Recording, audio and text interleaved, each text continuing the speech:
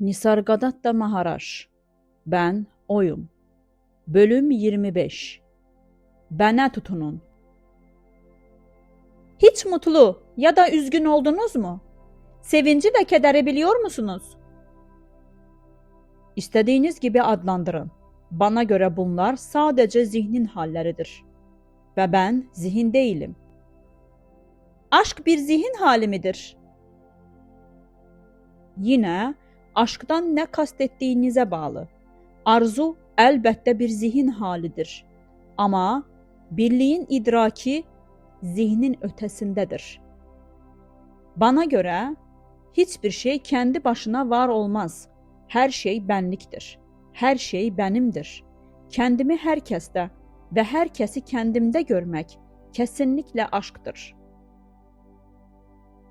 Hoş bir şey gördüğümde onu istiyorum. Tam olarak kim istiyor? Benlik mi, zihin mi? Soru yanlış sorulmuş. Kim diye bir şey yok. Arzu, korku, öfke var. Ve zihin diyor ki, bu benim, bu benim.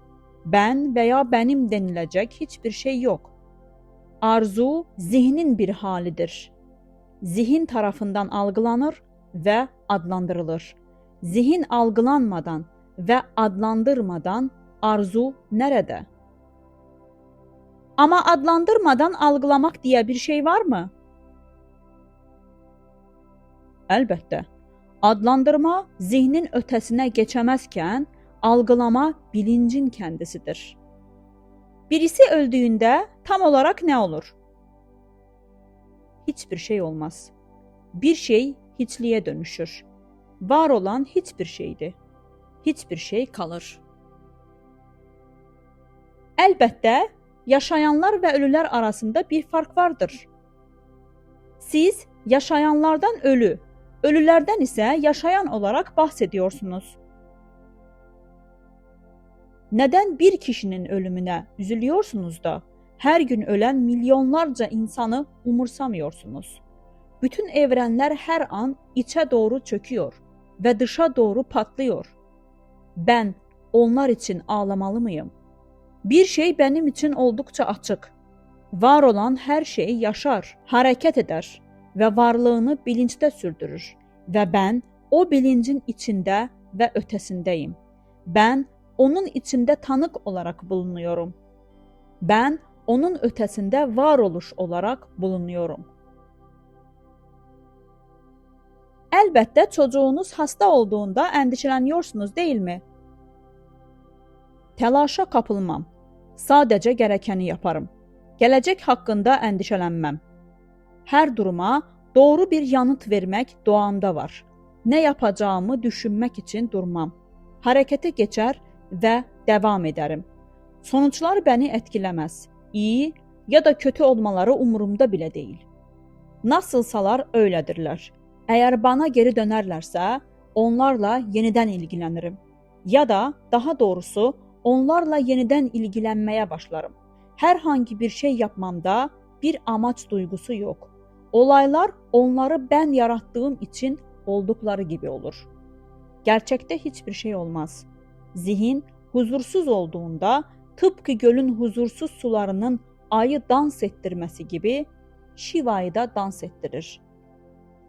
Her şey yanlış fikirlerden kaynaklanan bir görünüşten ibarettir. Elbette birçok şeyin farkındasınız ve doğalarına göre davranıyorsunuz. Bir çocuğu çocuk, bir yetişkini de yetişkin olarak ele alıyorsunuz. Tıpkı tuzun tadının engin okyanusa yayılması ve her bir deniz suyu damlasının aynı tadı taşıması gibi her deneyim de bana gerçekliğin dokunuşunu, kendi varlığımın her zaman taze bir farkındalığını veriyor. Sizin dünyanızda var olduğum gibi siz de benim dünyamda var mısınız? Elbette siz de varsınız, ben de varım. Ama sadece bilinçteki noktalar olarak. Bilinçten ayrı hiçbir şeyiz. Bu iyi kavranmalı. Dünya bilinç ipliğine bağlıdır. Bilinç yoksa dünya da yok. Bilincdə bir çox nöqtə var. Peki, bir çox dünya varmı? Rüya örnəyini ələ alalım. Bir hastanədə bir çox hasta ola bilir. Hepsi uyuyor. Hepsi rüya görüyor. Hər biri kendi özel kişisel rüyalarını görüyor. Birbirinden bağımsız, etkilənməmiş. Tek bir ortak noktaları var. Hastalık. Benzer şekilde hayal gücümüzde kendimizi ortak deneyimin gerçek dünyasından ayırdık ve kendimizi kişisel arzu ve korkuların, imgelerin ve düşüncelerin, fikirlerin ve kavramların bulutlarına hapsettik. Bunu anlayabiliyorum ama kişisel dünyaların bu muazzam çeşitliliğinin sebebi ne olabilir? Çeşitlilik o kadar büyük değil. Tüm rüyalar ortak bir dünyanın üzerine bindirilmiş durumda. Bir ölçüde birbirlerini şekillendiriyor ve etkiliyorlar. Temel birlik her şeye rağmen işliyor. Her şeyin temelinde kendini unutma yatıyor. Kim olduğunu bilmemek. Unutmak için bilmek gerekir. Unutmadan önce kim olduğumu biliyor muydum? Elbette. Kendini unutmak, kendini bilmenin doğasında vardır. Bilinç ve bilinçsizlik tek bir yaşamın iki yönüdür. Onlar birlikte var olurlar. Dünyayı bilmek için kendini unutursun. Kendini bilmek için dünyayı unutursun. Sonuçta dünya nedir? Bir anılar koleksiyonu. Önemli olan tek bir şeye tutunun. Bene tutunun ve diğer her şeyi bırakın. Bu sathanadır. Gerçekleşmede tutunacak hiçbir şey ve unutulacak hiçbir şey yoktur. Her şey bilinir. Hiçbir şey hatırlanmaz. Kendini unutmanın sebebi nedir? Sebep yoktur. Çünkü unutma diye bir şey yoktur. Zihinsel durumlar birbirini takip eder ve her biri öncekini siler.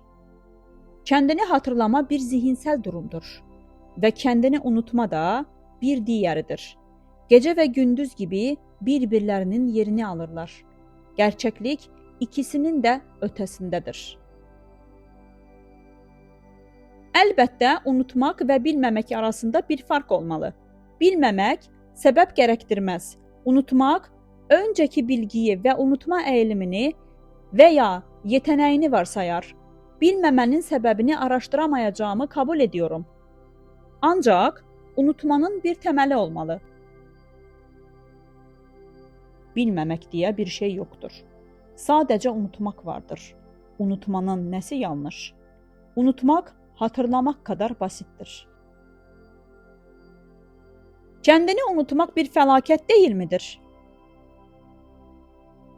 Kendini sürekli hatırlamak kadar kötüdür. Unutmanın ve unutmamanın ötesinde bir hal vardır, doğal hal. Hatırlamak, unutmak. Bunların hepsi zihnin halleridir. Düşünceye bağlı, söze bağlı. Örneğin doğum fikrini ele alalım. Bana doğduğum söyleniyor, hatırlamıyorum. Bana öleceğim söyleniyor, bunu beklemiyorum. Bana unuttuğumu veya hayal gücümün eksik olduğunu söylüyorsunuz. Ama ben asla olmamış bir şeyi hatırlayamam. Apaçık imkansız olanı da bekleyemem. Bedenler doğar ve bedenler ölür. Ama bu benim için ne ifade eder? Bedenler bilinçte gelir ve gider. Bilincin kendisi köklerini bende taşır. Ben hayatım ve zihin ve beden de benimdir. Dünyanın kökeninde kendini unutma olduğunu söylüyorsunuz. Unutmak için hatırlamalıyım. Neyi hatırlamayı unuttum? Var olduğumu unutmadım. Bu bende yanılsamanın bir parçası olabilir. Nasıl olabilir? Bana var olmadığımı kanıtlayamazsınız. Var olmadığıma ikna olsanız bile ben varım. Gerçeklik ne kanıtlanabilir ne de çürütülebilir. Zihnin içində kanıtlayamazsınız. Zihnin ötəsində də kanıtlamanıza gərək yox. Gerçəkdə gerçək nədir sorusu ortaya çıxmaz. Təzahür edən, yani saguna və təzahür etməyən, yani nirguna farklı değildir. O halde her şey gerçektir. Ben her şeyim. Kendim olarak her şey gerçektir. Benden ayrı hiçbir şey gerçek değildir. Dünyanın bir hatanın sonucu olduğunu hissetmiyorum. Bunu ancak tam bir araştırmadan sonra söyleyebilirsiniz. Öncesinde değil. Elbette gerçek olmayan her şeyi fark edip bıraktığınızda geriye kalan gerçektir. Geriye bir şey kalır mı? Gerçek olan kalır. Ama sözlerle yanıltılmayın. Çok eski zamanlardan beri sayısız doğum boyunca dünyamı inşa ediyor, geliştiriyor ve güzelleştiriyorum. Ne mükemmel ne de gerçek dışı. Bu bir süreç. Yanılıyorsunuz. Dünya sizden ayrı bir varlığa sahip değil. Her an sadece kendinizin bir yansımasıdır.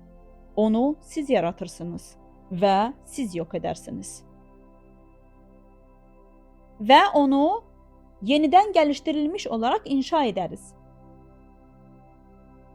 Geliştirmek için onu çürütmelisiniz. Yaşamak için ölmek gerekir.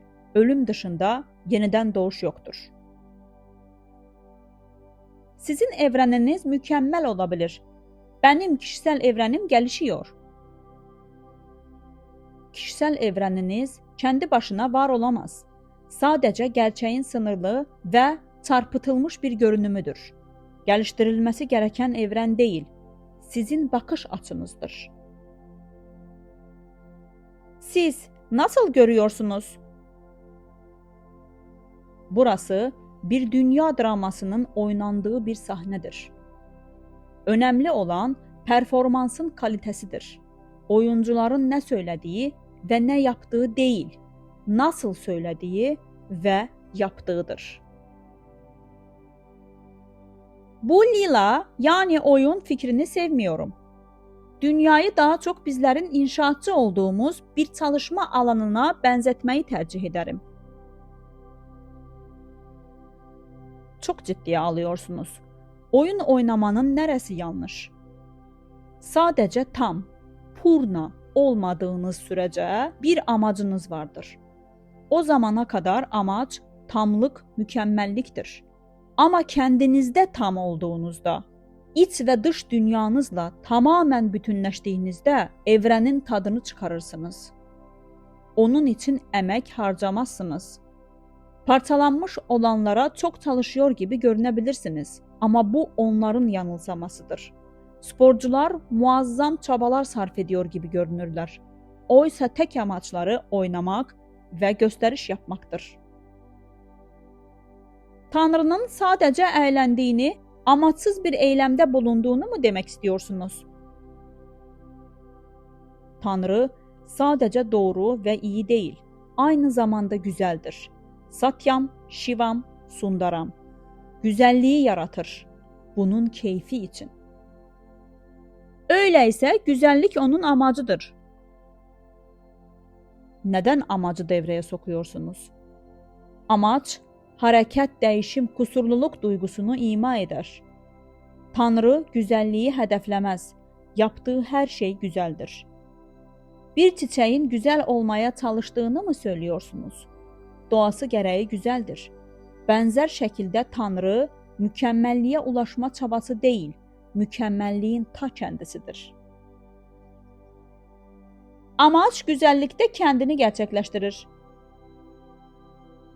Güzel olan nedir? Mutlulukla algılanan her şey güzeldir.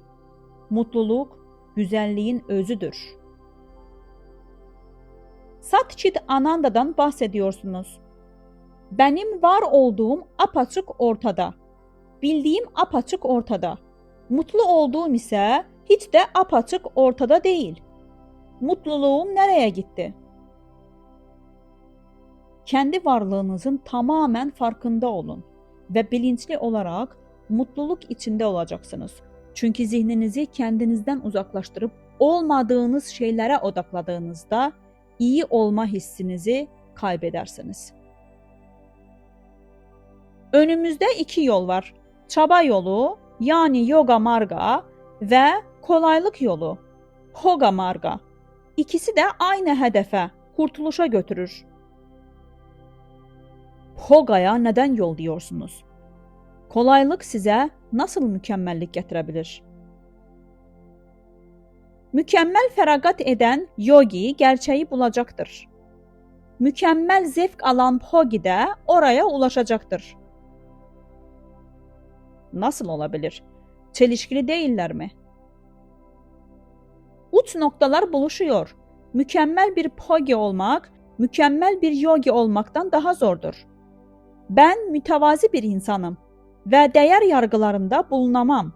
Sonuçta hem yogi hem de Pogi mutluluk arayışıyla ilgilenir. Yogi kalıcı olmasını ister. Pogi ise aralıklı olanla yetinir. Çoğu zaman Pogi, yogiden daha çok çaba gösterir.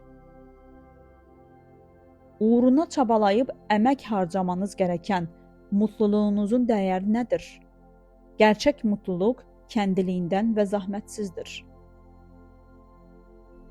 Tüm varlıklar mutluluğu arar. Sadece araçlar farklıdır. Bazıları onu içsel olarak arar. Bu nedenle yogi olarak adlandırılır. Bazıları dışsal olarak arar ve pogi olarak kınanır. Yine de birbirlerine ihtiyaç duyarlar. Haz ve acı birbirini takip eder. Mutluluk sarsılmazdır. Arayıp bulabileceğiniz şey gerçek şey değildir. Hiç kaybetmediğiniz şeyi bulun. Devredilemez olanı bulun. Son. Dəyərli izləyicilərimiz, əgər bilgi faydalı olduysa, bəyənməyiniz və paylaşmanız bizi sevindirir. Kanalın büyüməsi və daha çox insana ulaşması, daha çox insanın bilgilənməsinə və aydınlanmasına səbəb olur. Bizimlə olduğunuz üçün təşəkkürlər.